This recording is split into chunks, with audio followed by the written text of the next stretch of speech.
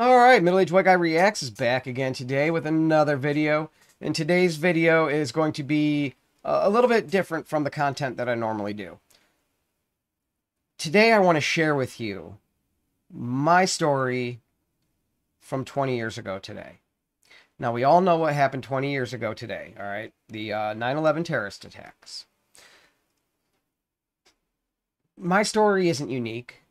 It's not insane, it's not emotional, it's nothing special, but it is mine. It is my story. And I believe that it is important to share our stories with each other. So if you guys want to share yours in the comments, I encourage you to do so.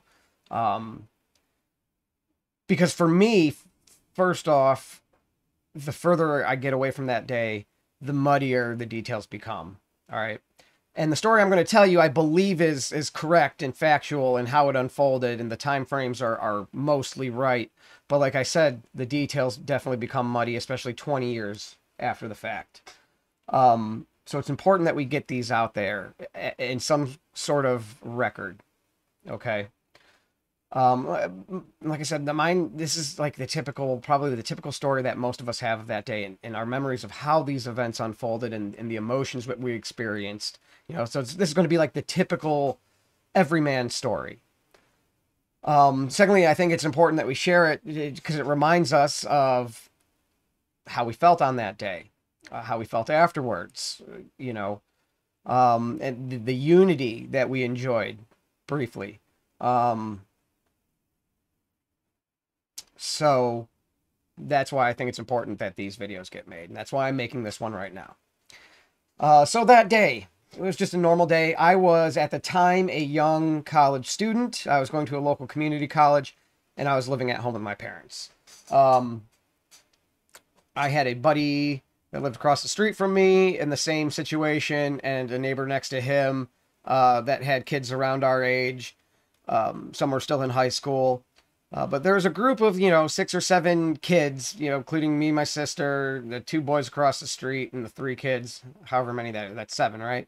7 of us, that kind of all still were at home because either we're in high school or just out and going to a community college that was, half an hour away or so. And that comes into play later in the story. So anyway, I wake up that day and I go to school. All right, get ready, out the door. Go to my first class. The first class, I don't even remember what it was. I feel like it was a computer class. Might have been something totally different. I have no idea. Feel like it was some sort of computer class. So I'll go to my first class, and, everything's going as usual. Remember, this is 2001. So any of you younger kids out there, cell phones didn't have internet. At least not mine. Not any, most normal people's did not. Unless you had a lot of money, maybe you could have had internet access at that time. I'm not even sure if that was even possible, though. I can't remember. So, we're blind to the outside world here, right? So finish up the first class, and it had to have been, it was maybe like an 8:15 to 9 class or something like that, because I remember my second class. My second class was language arts. So I go through my first class, get to my second. And I remember walking in to my language arts class, and the teacher was behind her desk, kind of looking at something or for something or whatever, so she was kind of distracted looking at stuff. I sit down by my 2 buddies in the class, Mark and Hans.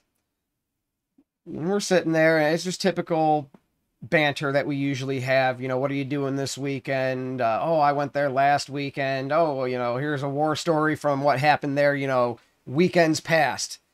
The typical guy stuff, right? So we're chit-chatting, and everyone's filtering in, and the teacher gets up, and she's like, okay, let's start. She's like, before we start, though, have you guys heard what happened in New York? And we're like, no, what happened in New York? Nobody knows. Like I said, no cell phone, no internet, or there's cell phones, but there's no internet. That wasn't a thing, for all intents and purposes. So she says a plane has hit the World Trade Center. Oh my God, that's not good. Definitely not good. In my mind's eye, like you said, we have no details. We have no idea what's going on. All we know is a plane had hit the World Trade. I'm assuming a Cessna, a Learjet, some sort of private business jet, small Cessna or single engine plane of some sort. Some amateur pilot, who got too close and like drifted into the building, something along those lines. You figured everyone in the plane was dead, and you figured there might be, some loss of life in the building, but, probably nothing crazy, right? Just a tragic accident. Okay, let's go about our day. So she starts the lecture, and we can tell she's distracted. Something's going on. So she's distracted. She's kind of looking every so often at something. And she got 10 minutes, maybe 15 into the lecture, and she just stops. And she's like, you know what? I can't do this, guys. I have to be honest with you. My daughter works at the World Trade Center, and I haven't been able to get a hold of her since this has happened. And I don't know if she's okay. And that's all I can think about right now. And we're, kind of startled, but we're, we understand. We're like, oh shit, and she's like, you can sit here, you can work on stuff for your other classes, this is just considered a free day. We're not going to do anything. A few minutes passed, and she eventually gets up, because we're all chit-chatting, some people are working on stuff. Me and Mark and Hans are just BSing, back to the conversation we were having before the class even started. She gets up a few minutes after she had made that announcement. She walks out. And she comes wheeling back in one of those carts with the TVs on it, okay? And they usually have like a VHS or some sort of CD or laser disc player or something like that underneath. And that's all that TV was set up to do, was just to run, media from whatever type of player that was hooked up to it. She thought she might be able to plug it in and get like a basic cable, like a 3, 5, or an 8, or 19 or something like that on it. The thing didn't even have bunny ears, so it was never going to work. So she's like fiddling with the TV, trying to get some sort of news station in so she can keep, she can see what's going on in New York. It couldn't though. Just didn't work. So she kind of gave up after a few minutes, and maybe, I don't know, a half an hour went by of us just kind of sitting and talking and whatever. And somebody comes to the door and speaks to the teacher and leaves. It's very brief. The teacher turns around and says, classes have been canceled for the rest of the day, and you guys should go home. So we all just kind of, it was kind of odd, but okay, so we pack our stuff, we start shuffling out the classroom. She didn't give us any other information. The lady that came to the door didn't give her any additional information other than the school was closing down for the rest of the day. Now, we assumed it had something to do with what was going on in New York, but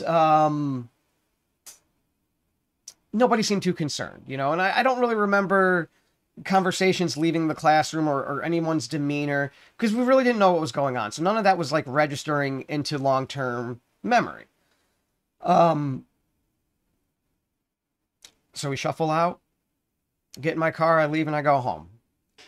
Now, when I get home, I walk into the house, and the way our house was set up, you have to walk up the stairs, and then there's like the main floor, and then if you turn the corner, you went down a little set of stairs into the family room.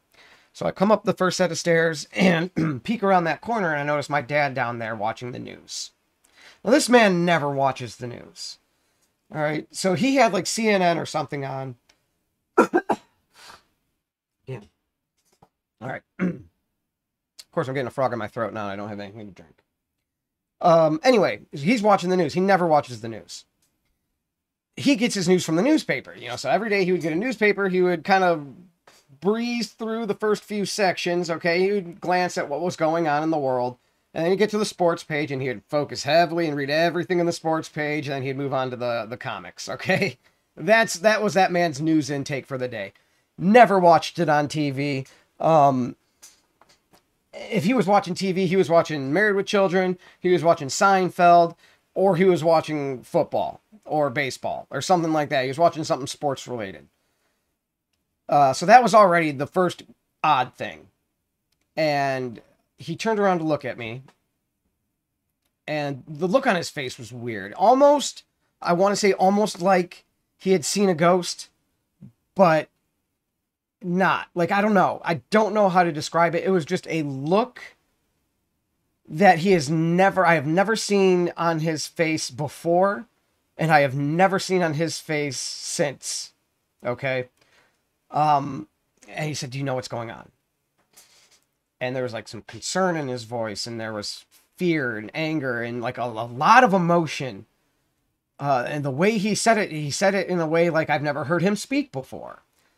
And I said, "Yeah, I heard a plane hit the World Trade Center." And he's like, "2 planes hit the World Trade Center. 1 building has fallen. We're under attack. They're fucking attacking us." And, and the way I just said it doesn't even give it justice to the way he said it. Like his cadence, like I said, all the emotion that was there, how it kind of trembled from like the fear, but also from anger. I mean, I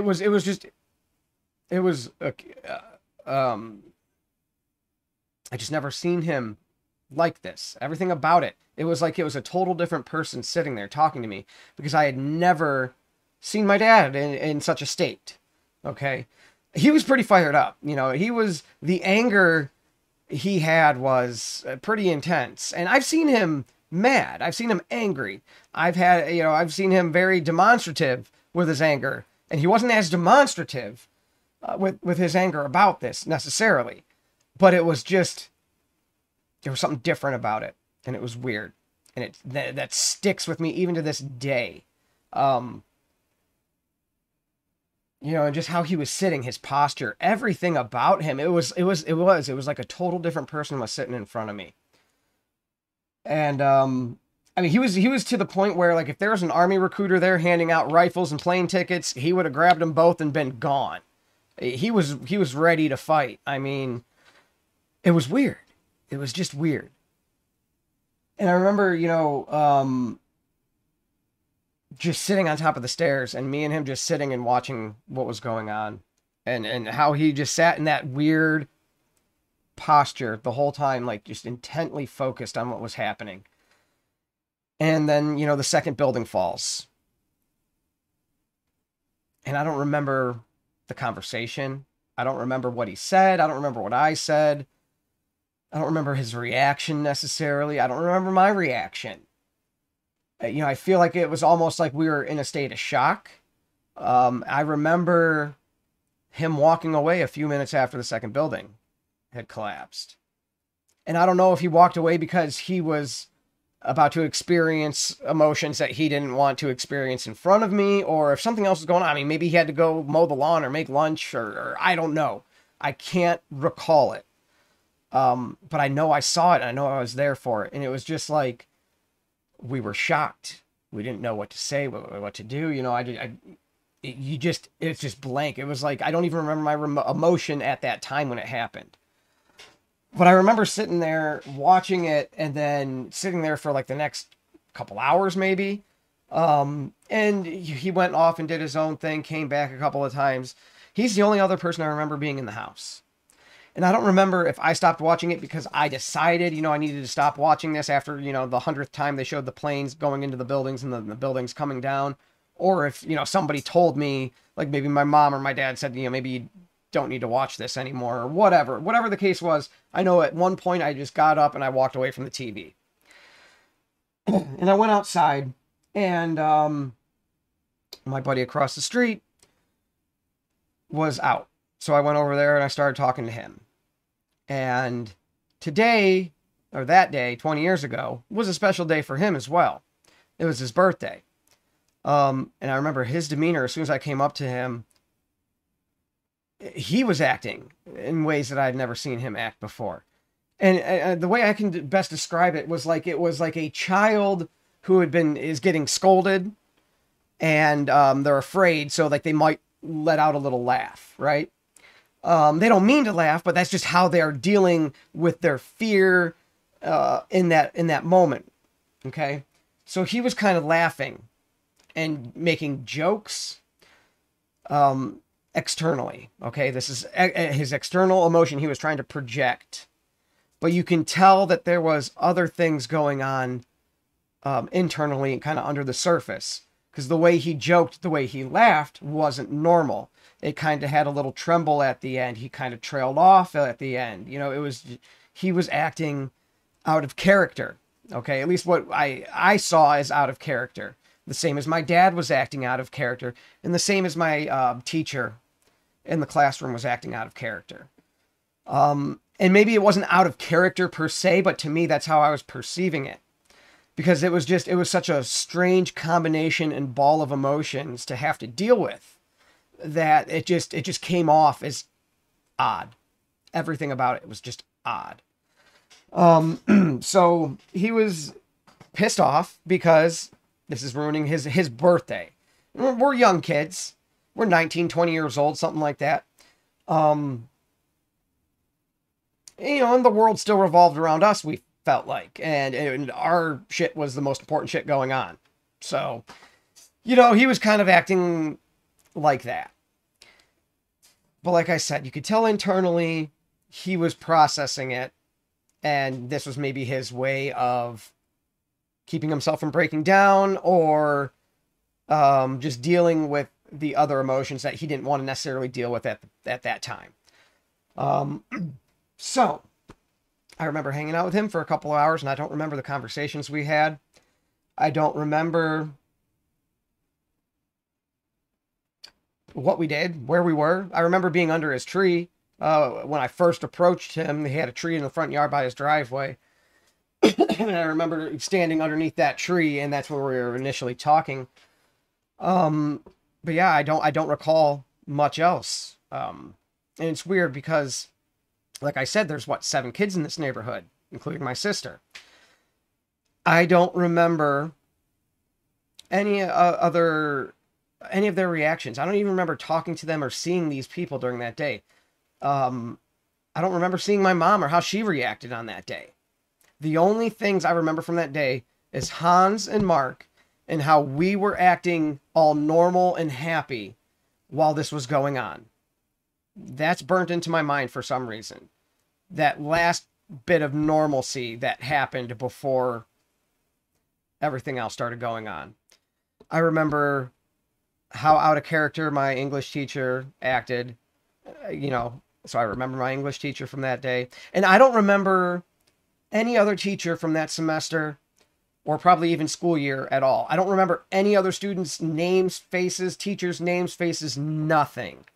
I remember Mark and Hans. I remember their faces. I mean, we were friends for several years after this incident, and eventually ended up losing contact with each other as, you know, we got older. But I remember them and what they looked like and their names. I don't remember the teacher's name, but I could pick her out of a lineup even today. If she walked past me, I would know exactly who she was. I remember my father from that day, and I remember my best friend. And I don't remember anything else, really. It's all muddy, okay? Like I said, I don't remember my mom being there, my sister. I don't remember ever even interacting with them on that day. It was just those, 5 people. I remember interacting with 5 people that day, and that's it. You know, and their reactions, I mean, that shit is burnt into my mind for whatever reason, and everything else is kind of losing it over time. But you know, September 12th came, and even as a young man who didn't really understand politics at the time, or how the world even worked really, I did recognize that the unity that was spreading from this event was something special, and something that I know I hadn't seen from this country at that point, and it's something I haven't seen since. The unity on September 12th was a thing of beauty. I mean, it was, I think, the most unified this country has probably ever been. And the politicians, like any good politician, didn't let the tragedy go to waste. And they ended up able to use that unity against us to pass all sorts of legislation that wasn't necessarily 100% good for us. I mean, it helped some things, possibly. But it kind of was circumventing some protections that we had from a little document called the Constitution. But that's a completely separate video, and I don't want to ruin this one with that kind of stuff. But that unity is exactly what we need nowadays. And that's why these stories are so important. Okay, we need to remember what it feels like to be an American and to love America and to love our brothers and sisters here. And to remember how we felt, the righteous indignation that we felt after that day. Like, this is not going to break us. We are not going to react to this the way that the people who planned it expected us to react. And we said, hell no. And we locked arms, metaphorically. And we saw each and every one of us as brothers and sisters. And it's something we haven't really, we quickly forgot in this country. And we need to get back to that, especially nowadays. All right. But like I said, that whole thing, that's a whole other video that we can do. But yeah, that's it. That's my story. That's my experiences from that day. And I highly encourage you guys to share your stories, because we need records of this stuff. Even simple things like, watching it on the news. You need to hear it. We need to share it. We need to memorialize that day in any way that we can.